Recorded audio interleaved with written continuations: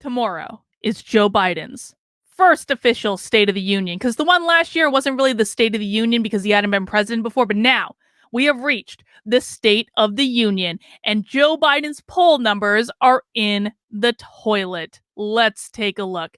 Economic discontent is hurting President Joe Biden and his party's midterm election prospects, with 6 in 10 Americans reporting inflation hardships, 3/4 saying the economy is in bad shape, and nearly a 20-point lead for the Republican Party in trust to handle it. Now, as a reminder, when hang on, just putting someone in timeout in the chat. When the Republicans win in the midterms, let's just be honest with ourselves. No one's voting for the Republicans. They are voting against the Democrats. This is going to be really important because if Republicans act after the midterms like they have some resounding mandate for whatever their platform is, they are going to end up shooting themselves and by extension all of us in the foot when it comes to 2024, because no one is voting in favor of the Republicans. They are voting in opposition to the Democrats. I don't even know what the Republicans stand for anymore, which I'm going to prove a little bit later. But if the Republicans do not learn this lesson, then I promise you we are going to have a lot of problems when it comes to 2024. Biden has other problems with underwater ratings for his handling of the invasion of Ukraine, a split on the pandemic, and weak scores on personal attributes, including leadership, handling a crisis, and mental sharpness. Did anyone see today there was a video of Biden walking around outside by himself, wandering around the grass, wearing a mask? He was literally wearing a mask while walking around outside by himself. That does not inspire leadership by anyone, but a 40-year high inflation leads his headaches. Americans are twice as likely to say they're worse off than better off under his presidency by 35 to 17%. Look at those numbers. Could you ever have imagined something so gloriously bad? The results, a career low. 37% of Americans approve of Biden's overall job performance, with 55% disapproving. That includes just 30% approval from political independents, 10% from Republicans, and even in his own party, nearly a quarter of Democrats either disapprove of Biden, 19%, or are withholding judgment. And because Joe Biden's approvals are in the toilet, that's going to cause some problems for them. But another thing that's going to cause problems for them, this memo is amazing. It seems as though the American people are finally over the pandemic. If you haven't heard yet, the pandemic is officially over. Why? Because the poll numbers tell us so. This is a literal memo to the Democrats from Biden's polling firm. Declare a winner over COVID and move on. Let's see what this memo says. Try to make that a little bit bigger. Oh, that's about as big as that's going to go, guys. Sorry for that, but I'll read it for you. That's okay. After 2 years that necessitated lockdowns, travel bans, school closures, mask mandates, and nearly 1 million deaths, nearly every American finally has the tools to protect themselves from the virus. It's time for the Democrats to take credit for ending the COVID crisis phase of the COVID war, point to important victories like vaccine distribution and providing economic stability to Americans, and entering the rebuilding phase that comes after the war. Now, keep in mind, this is a memo from Biden's polling firm. So what they're going to do is they're going to twist everything to try to position it as well as they possibly can for the Democrats. But I want us to be paying attention to this memo, and let's just keep this memo in mind tomorrow when we watch Biden struggle through his State of the Union address and see how much aligns with that. Below, we lay out some strategic thoughts for Democrats positioning themselves on COVID-19 after nearly 2 years of the pandemic. Number one, declare the crisis phase of COVID over and push for feeling and acting more normal. If you think that's going to go over well with the Democratic voter base after what the media has done to them over the last 2 years, I've got a bridge to sell you, man. People don't change on a dime that quickly. If you have become addicted to being part of a pandemic, addicted to wearing your mask, addicted to being a Karen and yelling at everyone else who is not wearing a mask, addicted to the insanity that the media has been inflicting on all of us for 2 years, you don't just change because the poll numbers tell you to. Well, politicians do that, but voters do not. Thanks to Democrats. We are nowhere near where we were 2 years ago or even 1 year ago. Democrats have a tremendous opportunity to claim an incredible historic success. They vaccinated hundreds of millions of people, prevented the economy from going into freefall, kept small businesses from going under. What small businesses did the Democrats save? That's a reach if there ever was one. And got people back to work safely. Because of President Biden and Democrats, we can safely return to life feeling much more normal. And they should claim that proudly. Number two, the polling company wants the Democrats to recognize that people are worn out and feeling real harm from years-long restrictions and take their side. So this polling company is actually telling the Democrats, you have to acknowledge that your strategies have fucked people up, but don't say it was your strategies that fucked people up. Just say it was the pandemic. And we had to do everything we could, but we now understand the harm that has been done. And we want to work together to make sure we're returning to life as normal. Most Americans have personally moved out of crisis mode. Twice as many voters are now more concerned about COVID's effect on the economy, 49%, than about someone in their family or someone they know becoming infected with the coronavirus. 2/3 of parents and 80% of teachers says the pandemic caused learning loss. And voters are overwhelmingly more worried about learning loss than kids getting COVID.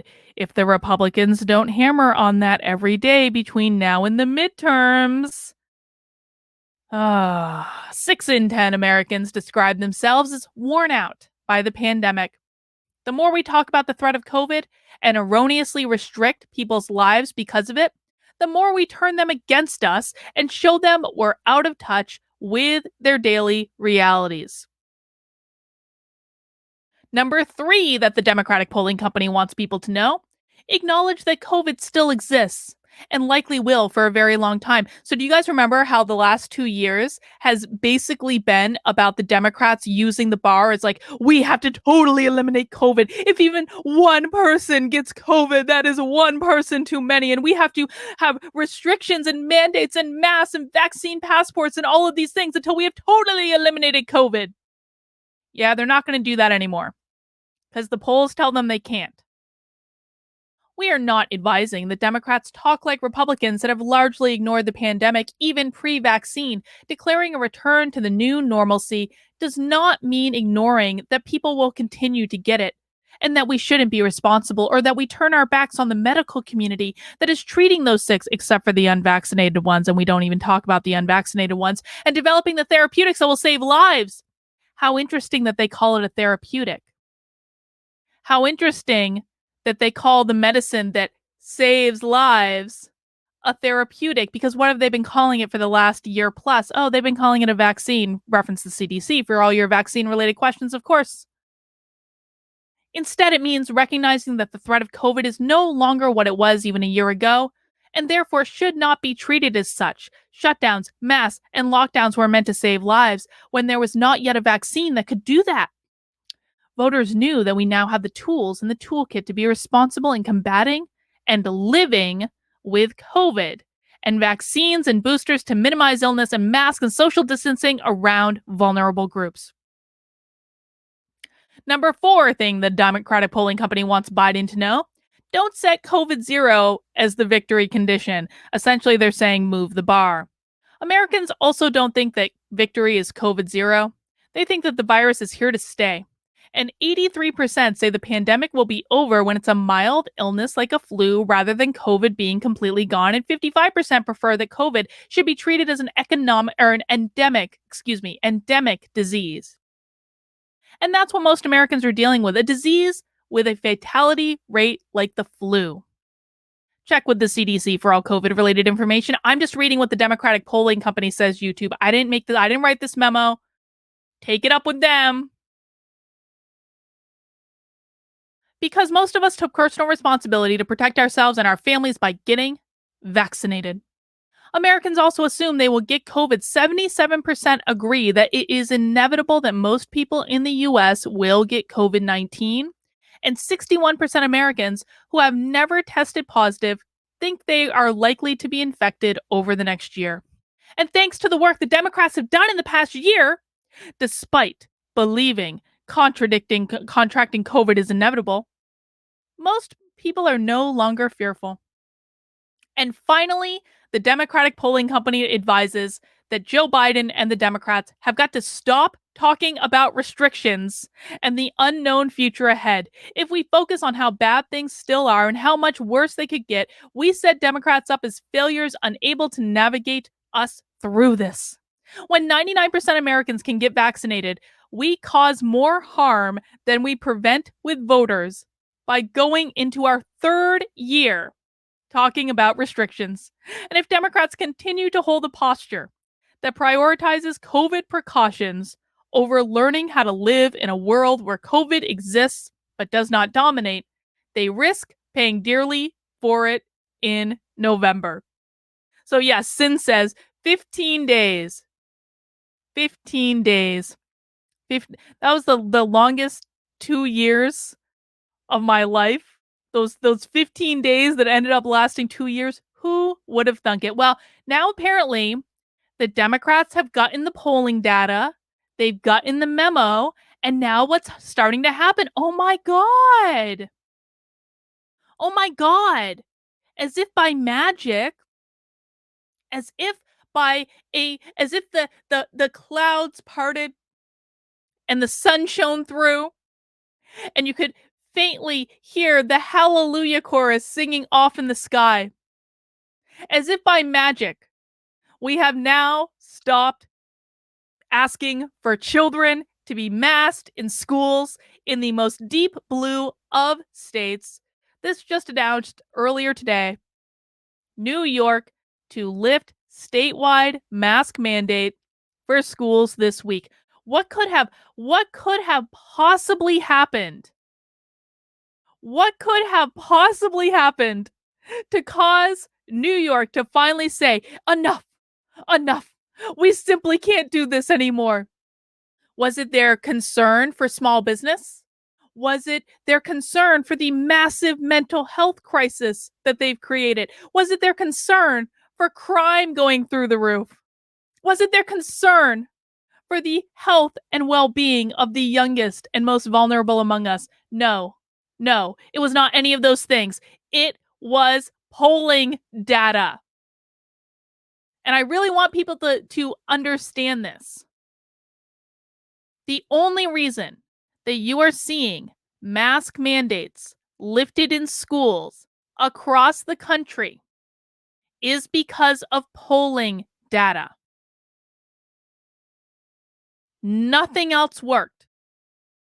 And we need to be honest about this. The school boards didn't work. The protests didn't work. The angry parents didn't work. Nothing worked except polling data. That's how broken the public schools are. They did not have any concern for your children at all until the polling data told them that they would lose an election unless they cut the shit. I really want everyone to think about that for a second. This is how much control the left has over every major institution. That even when there were millions of people that were saying, no, this is enough, we've had enough, Stop shutting down our small businesses. Stop trying to restrict our lives. Stop trying to make our children wear masks. Even when schools were sending kids home, kids with Down syndrome, they were sending them home literally with their masks tied behind their heads. Nothing that parents did worked. Nothing Republicans did worked. Nothing libertarians did worked. The only thing that ended the restrictions was polling data. And no, I'm sorry to break the news to you. This convoy ain't going to do shit. What is the convoy even demanding? Does anyone know? Does anyone know? Does anyone know what they plan to do? Because the last time I heard, the convoy basically planned to like drive through DC and wave to everyone and then do nothing. It's not going to do anything. I know people are real excited about it, but mark my words, that convoy is going to accomplish absolutely nothing because the only thing that got the Democrats to relent was polling data.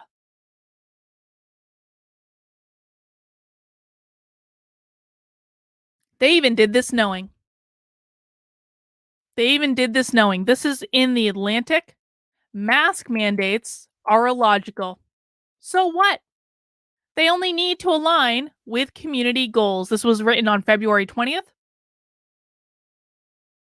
When the mayor of Washington, D.C. announced changes to the city's mask mandate last week, spit hit the fan.